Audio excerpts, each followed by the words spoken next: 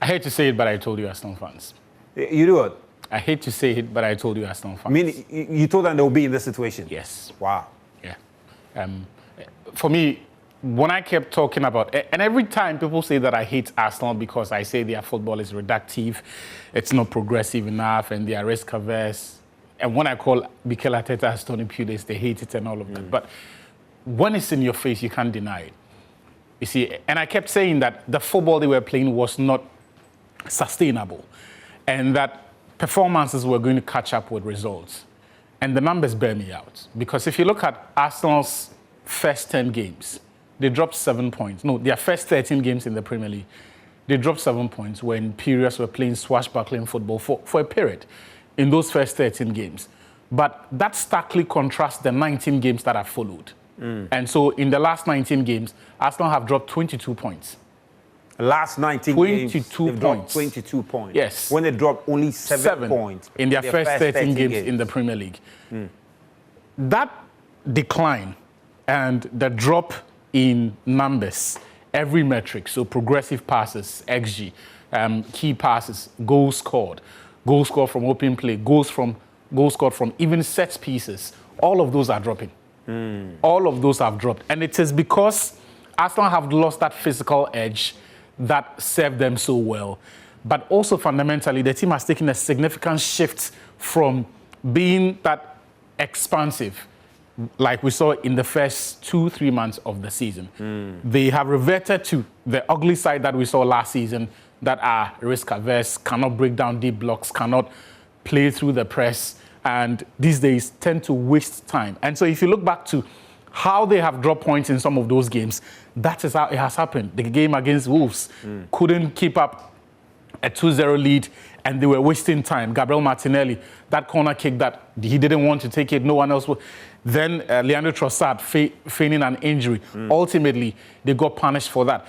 As recent as last week against AFC Bournemouth, that was a game where the manager had made the rallying call and said that bring your lunch, bring your this or bring your that. And then you turn up to that game and Arsenal are playing as though they are protecting a 1-0 lead against prime Barcelona. And so they need to waste time.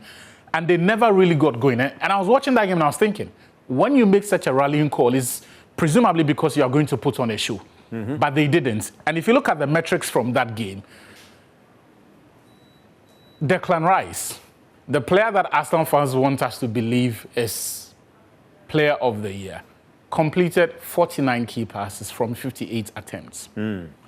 Those key passes, that is exactly the number of passes that the goalkeeper David Raya made, 49 in the same game. And Arsenal passed the ball back to him on 38 occasions in that game. So they are a team that have been coached to play within themselves, as opposed to being let loose and play the sort of football that by now would have more or less concluded this title race. Because the reason we're having this conversation is not because Manchester City have been great. They have not. City's form, if you like to call it, is something that happened in the past month. In the last 4 to 6 weeks is when City have had the semblance of any sort of consistency or balance. So it's not as if they have been great, but we are here because Arsenal have played within themselves. And for God knows how long, when we have told them that this brand of football is going to get you unstuck at some point and that it is not sustainable, they had said that, oh, it will work. The result was when they took on Manchester United. Just before you get into the results, your point about the fact that they've played within themselves. This data typifies that, doesn't it? I mean, look at key players like Declan Rice, Zubimendi, and where their passes end up. Actually, take us through this. Well, what are we seeing here? So this is from the Manchester derby, These two are fundamental to the way Arsenal build up. And for every team that just likes to keep the ball, their midfielders are supposed to have more of the ball. So they would pass the ball more often, either forward or when they are receiving it from the centre backs or the full backs to start that attack. So they are the first point of contact for any player in any phase of the game. So your midfielders generally will touch the ball more. But if you are playing in teams that are risk averse, the centre backs tend to touch the ball more often than not. And so you will find a lot of games in this 19-game period that I've spoken about where Arsenal centre backs touch the ball more often than not, sometimes even more than the central midfielders combined. In this case, Declan Rice, 10 successful passes, Zubimendi 10. Passes into the final third, Rice made just 2 all 90 minutes. His passing accuracy overall was 71. Now that sharply contrasts the opposing numbers. And by passing to the final third, what are we talking about? Forward passes, simply. Forward passes? Yes. So once you pass now, because those players play in the second phase of the team's build-up. So the passes that will take you into the third phase of it, be it to zone 14, the half space is wide, they are the guys who will be in charge of that. So those are the zones that they are supposed to pass the ball into. But I am not quick to blame Declan Rice. As much as I'm not his biggest fan, I'm not quick to blame him. Neither am I quick to blame Zubimendi because I think Arteta has run them into the ground. The way Arteta has played them without break is simply inexplicable. We saw Zubimendi in the first 4 months of the season. He looked sharp. He was not your most decisive player, but he was important in keeping the momentum going. He was very expressive. He will pass the ball into zones where if he sees a space there, he will attack it with that pass and then position himself to be an outlet to receive the ball. But for someone who is playing 4 competitions for the first time in his career, he used to play at Real Sociedad. In Spain, it's only the Copa del Rey and then La Liga. And when your team happens to play outside in Europe, then you've got 3 competitions. But in England, it's 4. Yeah. And Arsenal have gone far in all 4 of these competitions. It would have made sense for Mikel Arteta to, at some point, shuffle the pack. Maybe introduce Nogard. And that was why Nogard was signed. Yeah. I don't want to hear this excuse about the drop-off between Zubimendi and Nogard. You sat down, looked at the metrics, ran the data, made your projections, ran the models, and came to the conclusion that given his performance levels, you can project that at some point in the season, when you need to give Rice or Zubimendi time to breathe, Nogard will be good enough.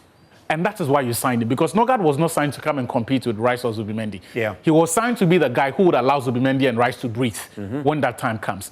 That has not happened with Mikel Arteta. So fundamentally, you think this performance is also because of the players getting leggy?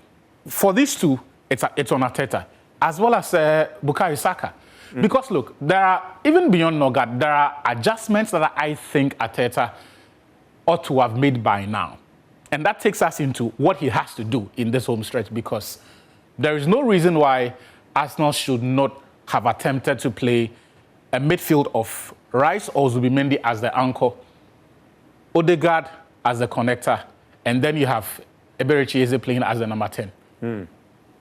Whichever elements that you want to add to that attack, there is no reason you could have had, there is no reason we shouldn't have seen that at some points this season and over a repeated pattern, so that when the team plays that way, you're able to iron out the kinks as you go on and look at where the loopholes may be. In the games where you need to go a bit tighter, you could have all 4 on the pitch: Zubimendi, Rice, Eze, Odegaard.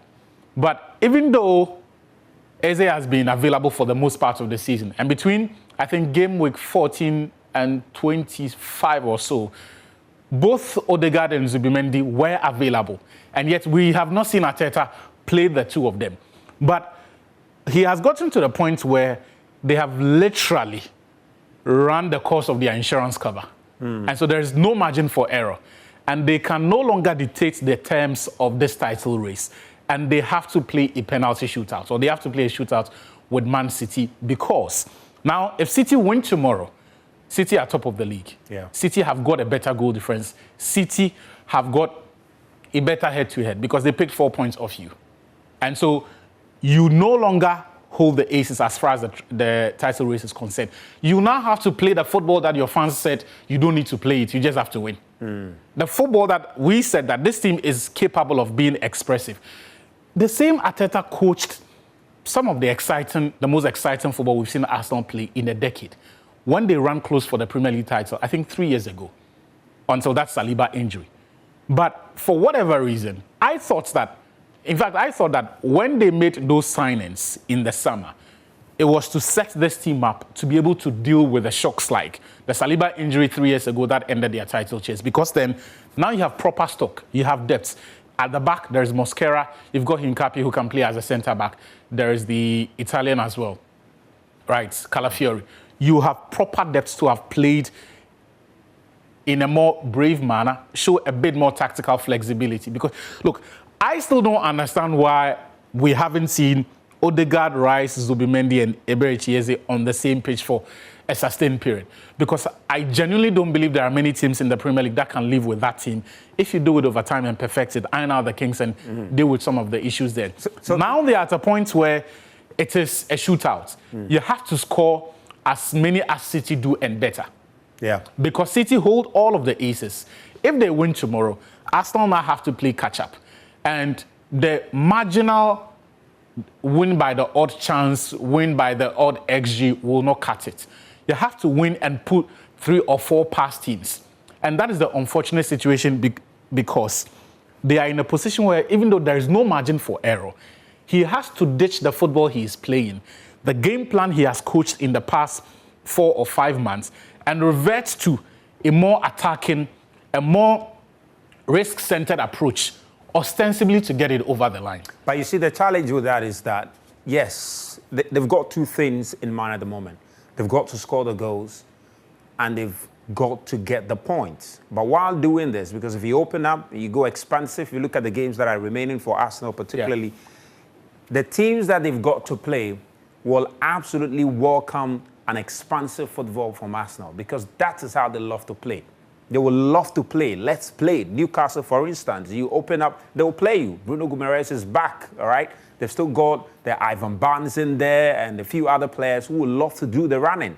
In fact, for teams like Fulham, they will enjoy sitting deep and catching you on the counter. And when you do that, you might find yourself, then you've got West Ham. West Ham are battling relegation at the moment. They're just about, I think, about 2 points or so above the relegation zone. And by then, they will relish an opportunity for you to open up, play them, and then they can catch you on counter and try and see if they can also amass some points. If you look at Burnley, not too sure, maybe by that time they might be safe. If they are not safe, it will equally be a cagey game. Then the final one, Crystal Palace, is equally going to be tough. So, I mean, for Arsenal and the kind of football that is required of them at the moment, based on the position they have, they've got to find a fine balance. Other than that, I'm telling you, City will not need to win all of these games to clinch the title. Arsenal might just go 3 games into this, and City might have just sealed the title. Because if Care is not taking these 3 upcoming games, look, they might drop points there. There is a possibility that City may not win every game from here on. Yes. Even though it looks very unlikely, because the performances that they have shown and some of the manner in which they have won the last 4 games give a lot of confidence. But let's say City drop points. Maybe tomorrow, City drop points at Burnley. What's to say that the Arsenal we saw against City is the one that will show up against Newcastle and not the Arsenal that we've seen lose to Southampton and Bournemouth?